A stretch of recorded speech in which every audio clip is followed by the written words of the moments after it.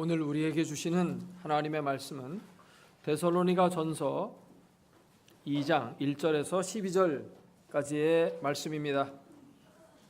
여러분과 제가 한 절씩 교독합니다. 데살로니가 전서 2장 1절입니다. 형제들아, 우리가 너희 가운데 들어간 것이 헛되지 않은 줄을 너희가 친히 아나니, 너희가 아는 바와 같이 우리가 먼저 빌립보에서 고난과 능욕을 당하였으나 우리 하나님을 힘입어 많은 싸움 중에 하나님의 복음을 너희에게 전하였노라. 우리의 권면은 간사함이나 부정에서 난 것이 아니요 속임수로 하는 것도 아니라 오직 하나님께 옳게 여기심을 입어 복음을 위탁받았으니, 우리가 이와 같이 말함은 사람을 기쁘게 하려 함이 아니요 오직 우리의 마음을 감찰하시는 하나님을 기쁘시게 하려 함이라. 너희도 알거니와 우리가 아무 때에도 아첨하는 말이나 탐심에 탈을 쓰지 아니한 것을 하나님이 증언하시느니라. 또한 우리는 너희에게서든지 다른 이에게서든지 사람에게서는 영광을 구하지 아니하였노라. 우리는 그리스도의 사도로서 마땅히 권위를 주장할 수 있으나 도리어 너희 가운데서 유순한 자가 되어 유모가 자기 자녀를 기름과 같이 하였으니, 우리가 이같이 너희를 사모하여 하나님의 복음뿐 아니라 우리의 목숨까지도 너희에게 주기를 기뻐함은 너희가 우리의 사랑하는 자 됨이라. 형제들아, 우리의 수고와 애쓴 것을 너희가 기억하리니 너희 아무에게도 폐를 끼치지 아니하려고 밤낮으로 일하면서 너희에게 하나님의 복음을 전하였노라. 우리가 너희 믿는 자를 향하여 어떻게 거룩하고 옳고 흠없이 행하였는지에 대하여 너희가 증인이요 하나님도 그러하시도다. 너희도 아는 바와 같이 우리가 너희 각 사람에게 아버지가 자기 자녀에게 하듯 권면하고 위로하고 경계하노니, 이는 너희를 부르사 자기 나라와 영광에 이르게 하시는 하나님께 합당히 행하게 하려 함이라. 아멘.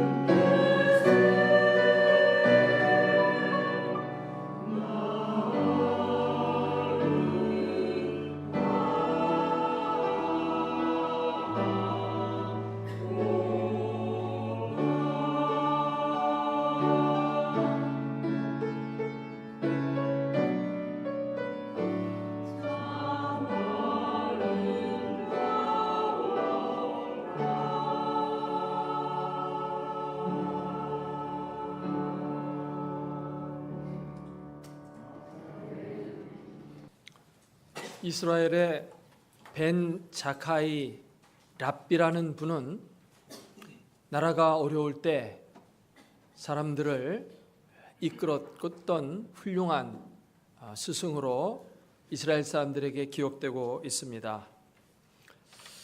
로마가 이스라엘을 침공해서 예루살렘을 포위하고 이제 이스라엘이 멸망하기 직전이었습니다. 이스라엘 안에 백성들은 두 파로 나누어져서 매파가 있고 비둘기파가 있었습니다. 매파는 목숨을 걸고 결사항전하다가 죽자는 그런 사람들이었고, 비둘기파는 우리가 싸워서 로마를 이길 수 없다, 그러므로 우리가 저들의 요청을 다 들어주고 항복해야 살 길이 열린다 하는 그런 입장을 취하고 있었습니다. 그리고 이 매파는 비둘기파 사람들이 혹시 성문을 빠져나가서 항복하지는 않을까, 그것을 감시하는 일도 하고 있었습니다. 이때 벤 자카이 랍비는 비둘기파에 속해 있고 비둘기파의 수장이었습니다. 항복하는 것만이 살 길이라는 그런 생각을 갖고 있었죠. 그런데 매파에서 이 자카이 랍비를 이렇게 감시하고 있었기 때문에 어떻게 할 수가 없었습니다. 그러던 어느 날 한 가지 꾀를 냈어요. 그것은 이 벤 자카이가 병들었다는 소문을 퍼뜨린 겁니다. 그리고 며칠 있다가 그가 죽었다는 소문을 냈고, 사람들은 그를 애도하기 위해서 많이 문상을 왔어요. 장례가 잘 치러지고 이제 그 시체를 매장하기 위해서 예루살렘 성 바깥으로 나가게 됩니다. 나가는데 그 검문소 대장이 매파예요. 혹시 이 벤자카이가 원래 빠져나가려고 이러고 있는 건 아닌가라는 그런 생각을 가지고 내가 칼로 찔러서 이 벤자카이가 정말 죽었는지 확인해 보기 전에는 못 나간다, 이렇게 막는 겁니다. 제자들은 그건 도저히 있을 수 없는 일이다. 죽은 사람에게 칼로 찌른다는 것은 이거는 그 사람을 모욕하는 거고 고인에 대한 예의가 아니다. 우리 민족의 큰 스승이 돌아가셨는데 그를 죽었는데 거기에다 또 칼로 그의 심장을 찌른다는 것은 도저히 있을 수 없는 것이고 우리는 이걸 도저히 제자들로서 용납할 수 없다, 이렇게 맞서게 되죠. 어쩔 수 없이 내보냅니다. 그래서 무사히 빠져나온 벤자카이는 이제 예루살렘 성을 포위하고 있었던 베스파시안 장군을 찾아가게 되죠. 그에게 얘기를 합니다. 우리가 성문을 열어드리겠습니다. 그렇지만 한 가지만 약속을 해 주십시오. 그것은 야분의 거리만은 건드리지 않고 거기에 작은 학교 하나만은 남겨주기로 약속해 주신다면 우리가 항복하겠습니다 라고 이렇게 말을 하게 됩니다. 그러면서 그에게 나는 당신에게 황제의 경의를 표합니다 라고 그에게 말했어요. 그러자 그는 깜짝 놀라면서 무슨 소리냐, 내 목 달아나를 그런 얘기를 함부로 하지 말라고 얘기했어요. 그런데 아닙니다, 당신은 틀림없이 로마의 황제가 될 겁니다 라고 말했어요. 이 벤자카이의 요청을 들은 베스파시아는 그렇게 큰 요구 조건이 아니었기 때문에 들어주겠다고 했습니다. 바로 그때 한 전령이 헐레벌떡 뛰어오면서 얘기를 합니다. 네로 황제가 죽었습니다. 그리고 원로원에서는 베스파시안 장군님을 황제로 추대했습니다. 급히 로마로 가셔야 되겠습니다. 그래서 그는 자기 아들 티투스라고 하는 장군한테 예루살렘 점령을 맡기고 그는 로마로 돌아가게 되고 아들한테 명령을 내리죠. 야분의 거리는 건드리지 마라. 그리고 거기 학교들은 절대 불태우지 말고 그걸 보존하라고 얘기를 하고 돌아갔습니다. 그래서 이제 로마의 이제 황제로 그는 갔고, 이 예루살렘은 드디어 이제 함락이 되게 됩니다. 그렇지만 야분의 거리와 거기의 학교들은 불태우지 않았습니다. 예루살렘이 다 불바다가 되고 피바다가 됐는데 거기만은 평화의 지대로 보존해 두었습니다. 그곳이 온 곳이냐면 바로 이스라엘의 랍비 교육, 성경 교육, 유대 교육이 이루어지는 교육 도시예요. 그리고 거기에 모든 유대의 도서들, 책들이 거기에 다 보관되어 있는 도서관이 거기 있고, 그러니까 다시 말하면 이스라엘의 교육만은 건드리지 말라, 이제 그런 뜻으로 얘기를 한 거예요. 나라는 망했지만 거기서 유대 교육은 계속됐어요.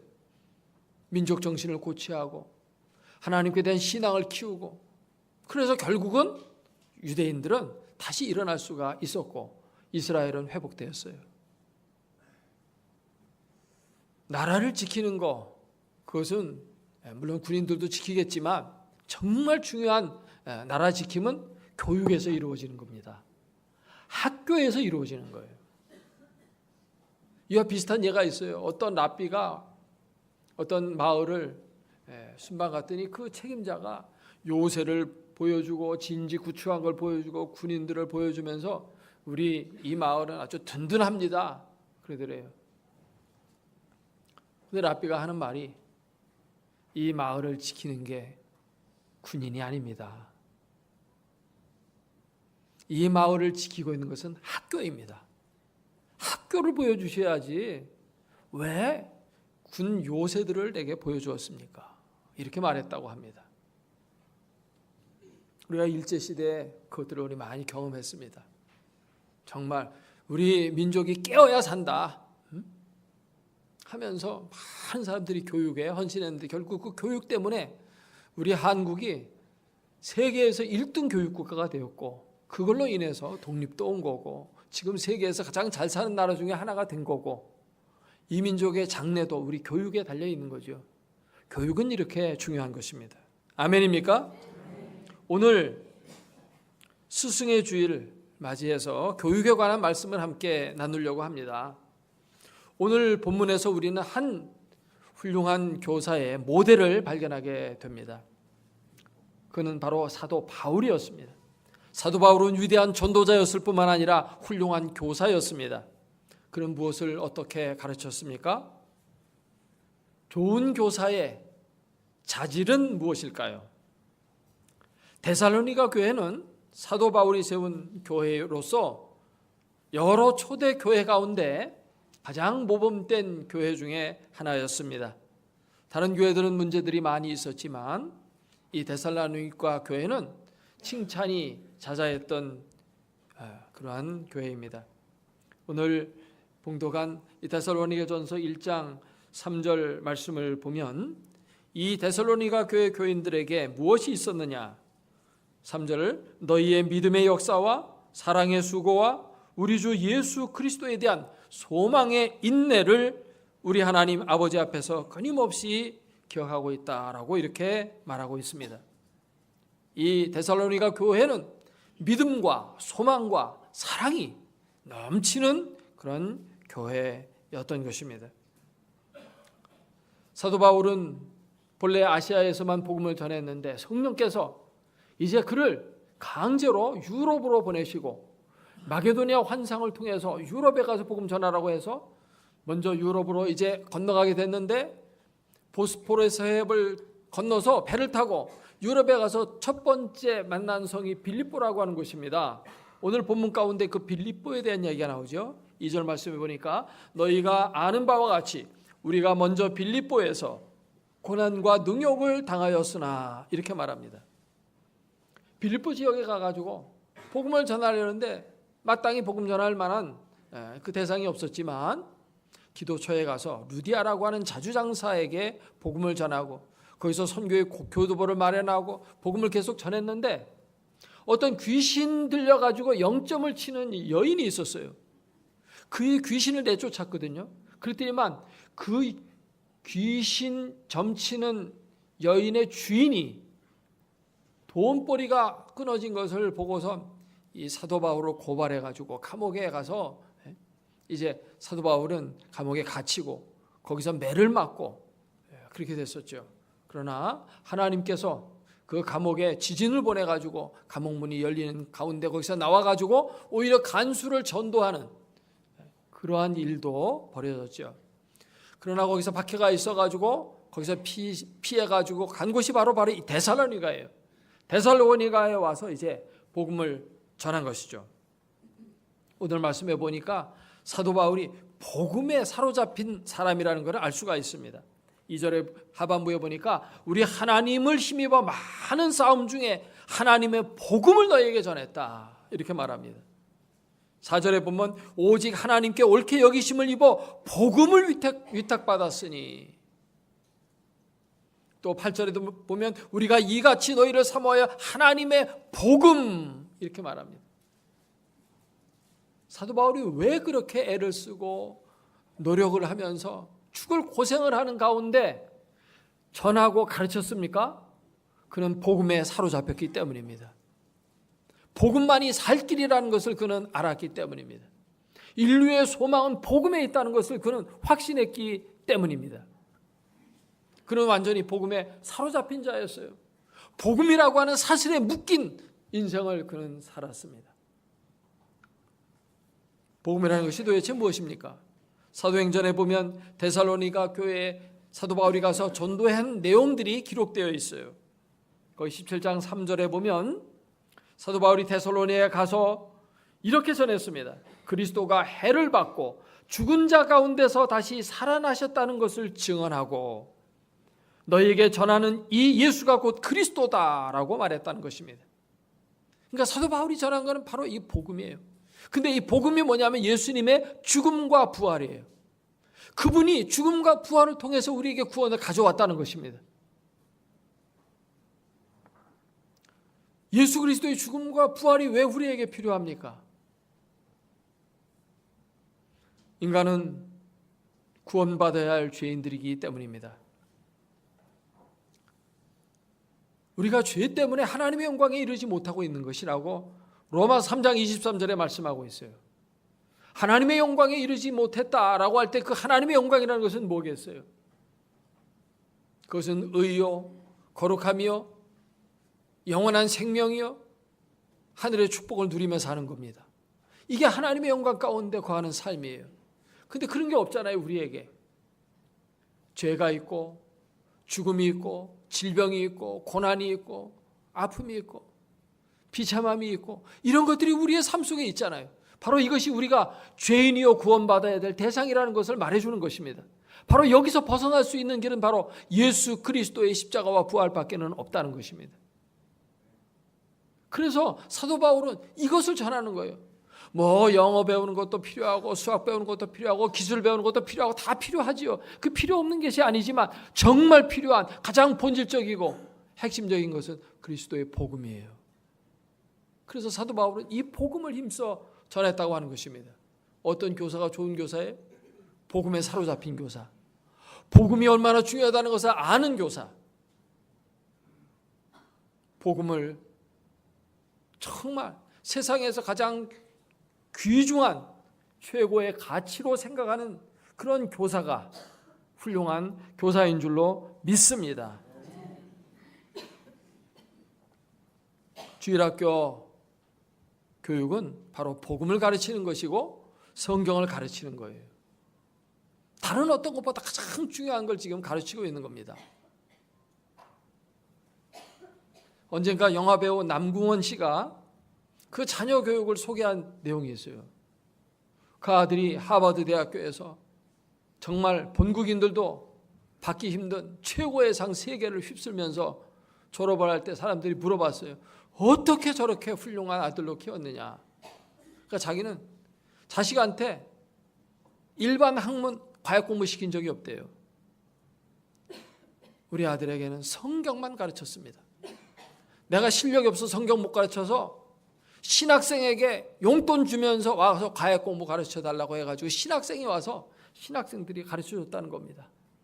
성경만 늘 배우면 재미없어가지고 지루해서 중단하고 싶을 때도 있었대요. 그때는 성경 가르치는 것을 중단하는 것이 아니라 선생님을 바꿔줌으로써 그 지루함을 또 극복해 나가면서 계속 성경 가르치는 것을 중단한 적이 없다는 것입니다. 제일 중요한 것이 바로 그러므로 뭐예요? 성경입니다. 유대인들이 노벨상을 휩쓰는 능력이 바로 이 성경 교육에서 온다는 것은 주지의 사실입니다.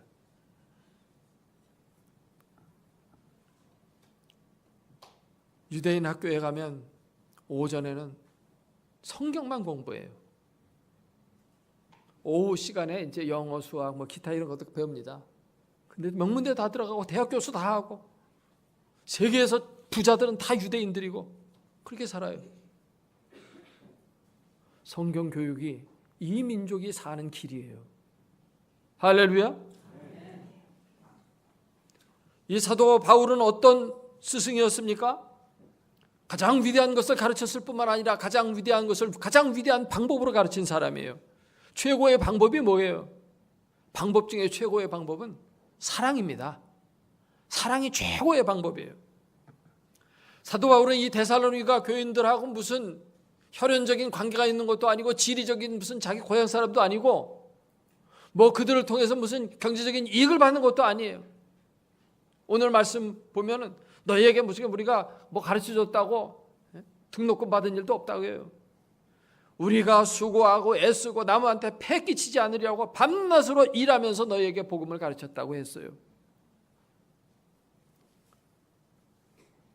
근데 그가 그렇게 한 것은 단 한 가지 이유 때문입니다. 복음이 정말 가치 있는 일이기 때문에 가르쳤을 뿐만 아니라 그들을 사랑했기 때문이라는 거예요. 8절을 한번 같이 한번 읽어보겠습니다.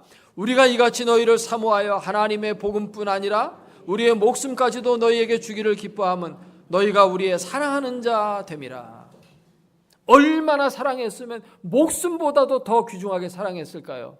여러분 옆에 있는 분 아무런 관계도 없는 사람이라고 할 때 그 사람을 사랑하면서 목숨까지 내어줄 정도로 사랑할 수 있겠어요? 같은 교인끼리도 목숨 안 내놔요. 우선 나부터 살고 봐야지. 우선 내 보따리 챙기고 봐야지. 그 다음에 여유가 있으면 좀 도와주든지 그러지. 이렇게 할 수가 있을까요? 사랑으로 가르치니까 변화가 되는 겁니다. 사랑은 정말 놀라운 능력이 있어요. 어떤 소년이 훌륭한 스승을 찾아서 배우려고 스승을 찾아 떠났습니다. 몇 년을 헤매고 다녔지만 훌륭한 스승을 만나지 못했어요. 어느 날 너무 피곤하고 지쳐서 나무 밑에 앉아 쉬고 있는데 한 도사같이 생긴 사람이 할아버지가 허연 수염을 날리는데 눈동자를 보니까 눈동자에서 빛이 나요. 그분이 가까이 오더니 너는 왜 이렇게 방황하고 있느냐 이렇게 물어보더래요. 그래서 내가 훌륭한 스승님을 찾고 있는데 못 찾아서 그렇습니다. 그러니까 내가 스승이 어디 있는지 가르쳐 줄게. 너 집으로 돌아가. 그러면 네 집 방 안에서 신발도 신지 않고 뛰어나오는 사람이 있을 거야. 그분이 훌륭한 스승이다. 그래서 그는 그 스승을 빨리 만나기 위해서 바삐 집으로 돌아갔습니다. 대문을 두드리는데 어떤 사람이 신발도 안 신고 뛰어나오는 겁니다. 보니까 자기 어머니예요. 어머니가 무슨 지식이 선생님보다 많겠어요? 어머니가 무슨 세상 학식의 면에서 남들보다 뛰어난 가르치는 방법이 있겠어요? 그런데 가장 위대한 스승이라는 겁니다. 왜요? 사랑하기 때문에. 선생님이 아무리 학생을 사랑한다 할지라도 부모만큼은 사랑할 수가 없습니다. 부모가 최고의 사랑을 자식에게 줄 수 있어요. 목숨도 아끼지 않고 내놓을 수 있습니다. 그렇기 때문에 훌륭한 스승이 되는 겁니다.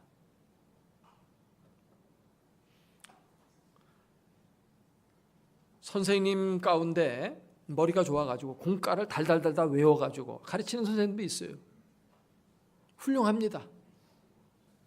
그러나 공과 교육보다 더 중요한 것은 사랑 교육이에요. 공과를 잘 가르친다고 전부가 아니에요. 여러분, 어머니가 아기가 똥을 싸면 똥 색깔을 봅니다. 그거 빨리 덮어버려야 되는데 그걸 보고 있어요. 예? 왜 봅니까?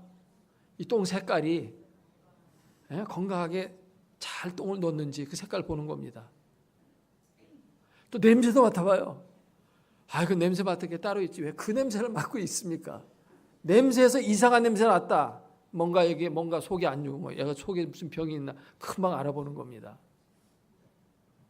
그래가지고 건강 상태를 관리하는 거예요.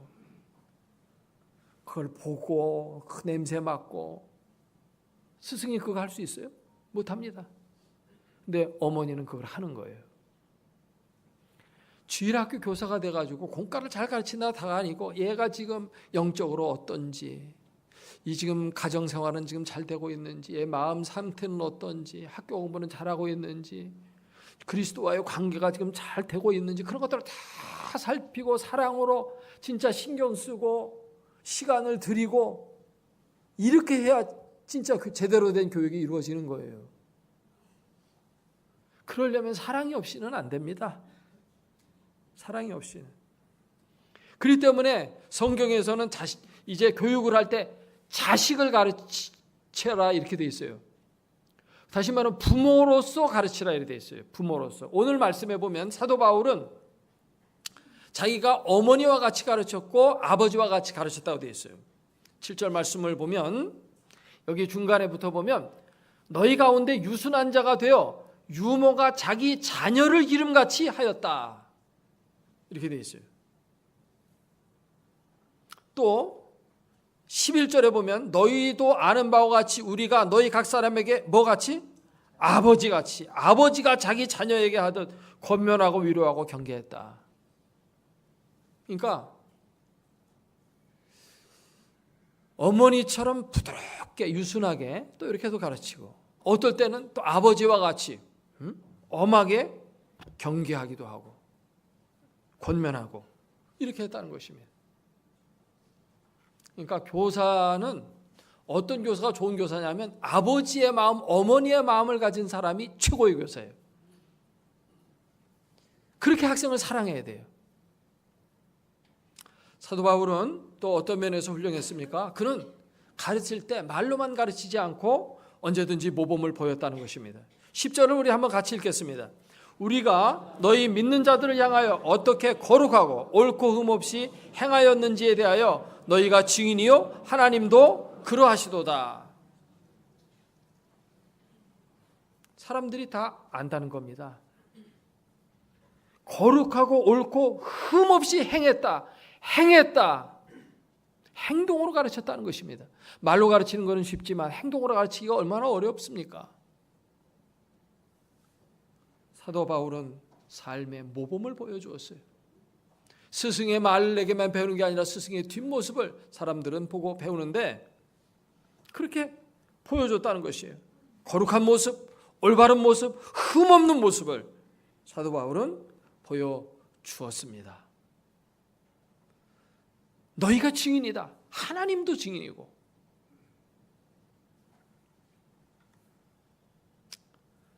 인도의 훌륭한 지도자 간디, 마하트마 간디에게 어떤 어머니와 아들이 먼 길을 걸어서 찾아왔습니다. 그리고 이렇게 말하는 겁니다. 선생님, 제 아들에게 좀 타일러 주십시오. 애가 설탕을 너무 많이 먹어서 지금 건강을 해치고 있습니다. 근데 내가 아무리 얘기를 해도 안 듣고 나는 간디 선생님이 말한다면 정말 내가 한번 들어볼겠지만 말 안 듣겠다는 겁니다. 그래서 데리고 왔다는 거예요. 그래서 설탕 먹지 말라고 한마디만 해주십시오. 그러니까 이 간디가 보름 후에 다시 오라고 했어요. 지금 한마디만 해주시면 되는데 또 보름 후에 그 먼 데 사는데 또 와야 됩니까? 그러니까 미안하다고 하면서 보름에 다시 와달라. 그래서 할 수 없이 먼 길을 돌아갔다가 먼 길을 다시 보름에 돌아왔어요. 와가지고 간디 선생님한테 부탁을 하니까 얘야 설탕 너무 많이 먹으면 몸에 안 좋아. 그러니까 조금 어머니가 주시는 것만 먹고 절대 그렇게 설탕 많이 먹지 마라. 그러니까 알겠습니다. 선생님 앞에 내가 약속하겠습니다 하고 설탕을 안 먹었다는 거예요. 그래서 어머니가 고맙다고 인사를 하면서 물어봤어요. 왜 진작 보름 전에 말씀 안 하시고 지금 얘기하십니까? 그러니까 그때는 사실 나도 설탕을 너무 좋아해서 설탕을 많이 먹고 있었기 때문에 나는 설탕 먹으면서 남한테 설탕 먹지 말라는 건 내가 할 수 없었다. 그래서 그때부터 내가 설탕을 끊었다는 겁니다. 간디는 말과 행실이 일치한 사람이었어요. 그 훌륭한 스승이 되는 거예요.